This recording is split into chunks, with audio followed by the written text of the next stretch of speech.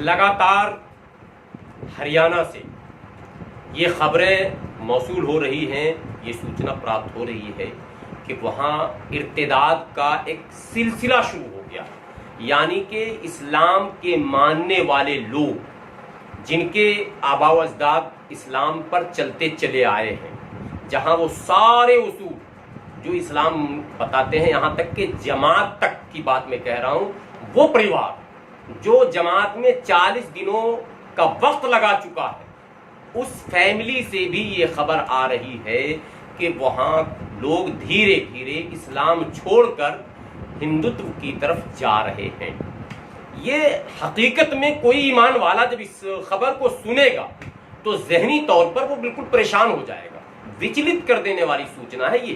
कोई भी ईमान वाला जाहिर सी बात है इस सूचना को सुनने के बाद चैन और सुकून से नहीं रह सकता, लेकिन मुल्क में बिल्कुल सुकून दिख रहा है, मुस्लिम क़यादत में सुकून दिख रहा है। ये अपने आप में एक ताज्जुब की बात है, आश्चर्य की बात है। और ये खबर एक बार तो दैनिक जागरण अखबार ने छापा और कि हरियाणा में 6 मुस्लिम परिवारों ने अपनाया हिंदू धर्म, और बड़े विस्तार से उसमें दिया कि परिवार के बुजुर्गों को दफनाने के बजाय किया गया अंतिम संस्कार, और फिर ब्रैकेट में बॉक्स बनाकर लिखा कि अपनी इच्छा से अपनाया हिंदू धर्म।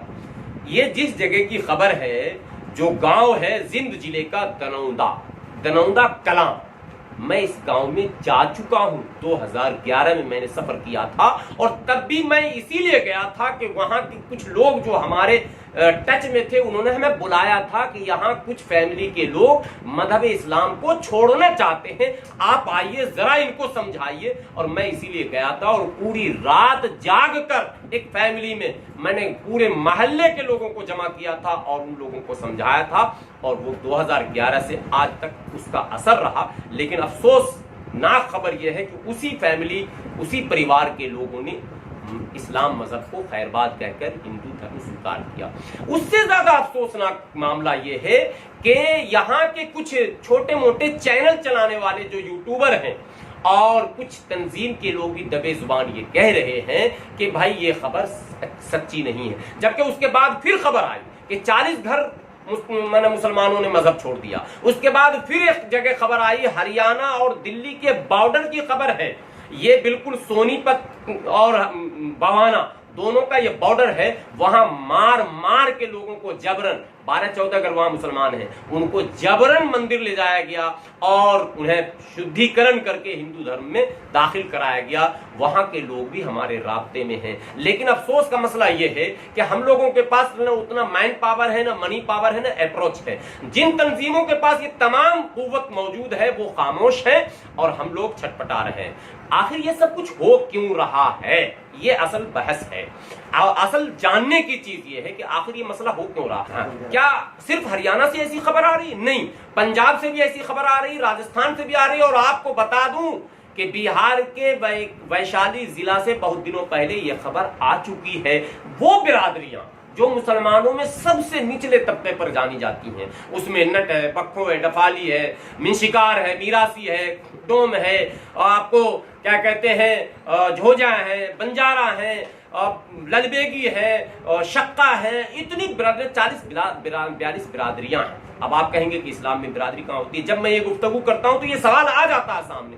मेरे नौजवानों, आपको ये बात जहन में रखनी है, भारत में जो इस्लाम आया है वो बुजुर्गों के सफर के बाद असल इस्लाम आया है। और आपको सिर्फ एक वाकया सुना दूंगा, बिल्कुल साबित हो जाएगा, कोई इसको काटेगा नहीं। ख्वाजा गरीब नवाज रहमतुल्लाह अलैह, जिनको सुल्तानुल हिंद कहा जाता है, उनके बारे में एक मशहूर वाकया है, और ये तमाम मसलक के उलमा इस पर इत्तफाक करते हैं कि ख्वाजा गरीब नवाज के हाथों 99 लाख लोगों ने इस्लाम कबूल किया। तो जिसने इस्लाम कबूल किया, दाखिल हुआ, इसका मतलब वो इस्लाम में नहीं था, तो वो कौन था? बस यही सारे सवाल का जवाब मिल जाएगा। वो वही लोग थे जो उस सिस्टम में, यानी मनुवादी सिस्टम में, सामंतवादी सिस्टम में कहीं ना कहीं पांव के नीचे कुचले जाते थे, जिनको समाज में समता की जो लड़ाई लड़ना चाहते हैं, मसावात की तलाश में जो लोग थे, उन्हें यह लगा कि ये वो मजहब है जहां मसावात है, वो दाखिल हुए इस्लाम में। लेकिन सोशल स्टेटस उनका बहुत बदला नहीं। इस्लाम में बिरादरी का तसव्वुर नहीं है, ये अपनी जगह पर ठीक है। इस्लाम में मसावात को बहुत अहम जगह दिया गया है, ये सब कुछ दुरुस्त है, लेकिन भारतीय संस्कृति, इस इंडियन कल्चर में एक बीमारी है शुरू से, उससे इस्लाम भी अछूता नहीं रहा और वो बिरादरियां कहीं ना कहीं सोशल मिसबिहेवियर की शिकार होती रहीं।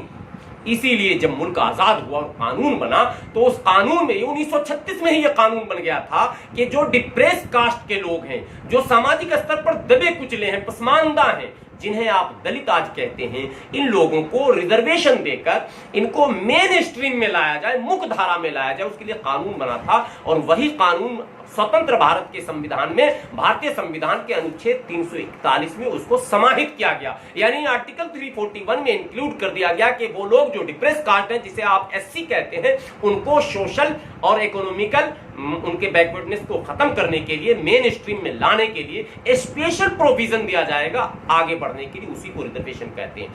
लेकिन जैसे मुल्क आजाद हुआ, कानून का निफाज हुआ 26 जनवरी 1950 को, वैसे ही 8 महीने के बाद 10 अगस्त 1950 को तत्कालीन प्रधानमंत्री पंडित जवाहरलाल नेहरू जी ने भारतीय संविधान के अनुच्छेद 341 पर धार्मिक प्रतिबंध, यानी भारतीय आईन की दफा 341 पर मजहबी कैद लगाकर ये शर्त रख दी कि मुसलमान इससे बाहर रहेंगे। वो दिन है और आज का दिन है। हमारी क़यादत इस बात को समझ नहीं पाई, इस बारीकी को समझी नहीं।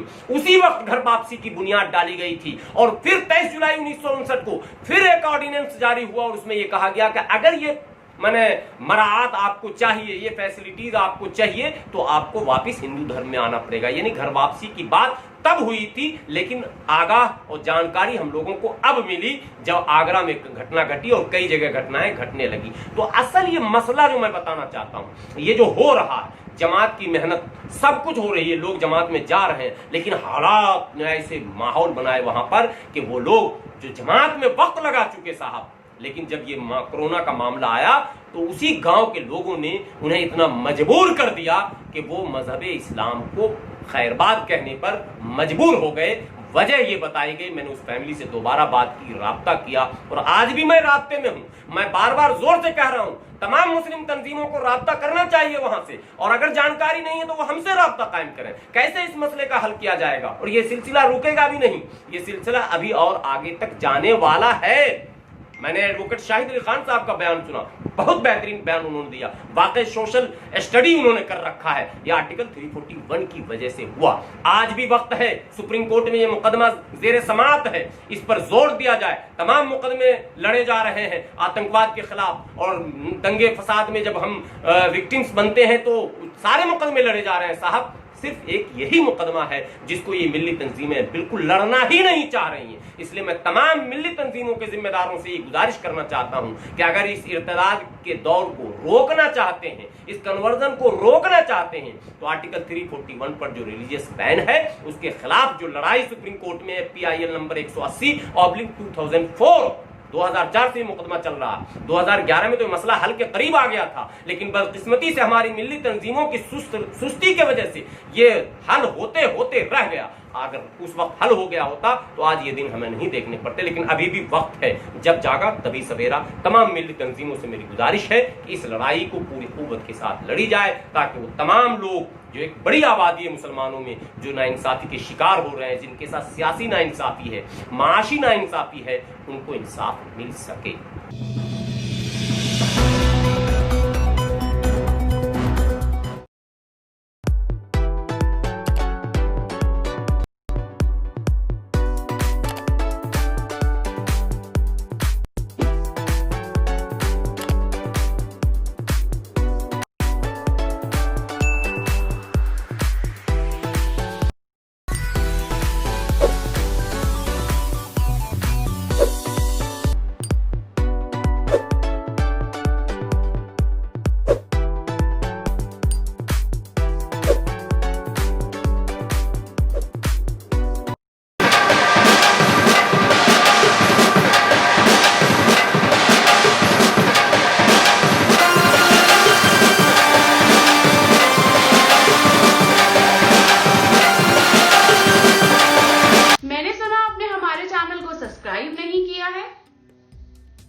सच है क्या?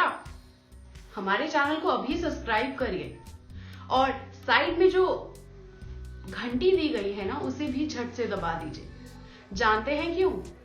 क्योंकि हम आपकी आवाज को उठा रहे हैं और लगातार आपके मुद्दों पर उन लोगों से सवाल पूछ रहे हैं जो सत्ता की गुलामी करने पे मजबूर हैं। तो अभी हमारे चैनल को सब्सक्राइब करें और साइड में दी गई डोर बेल को दबाएं।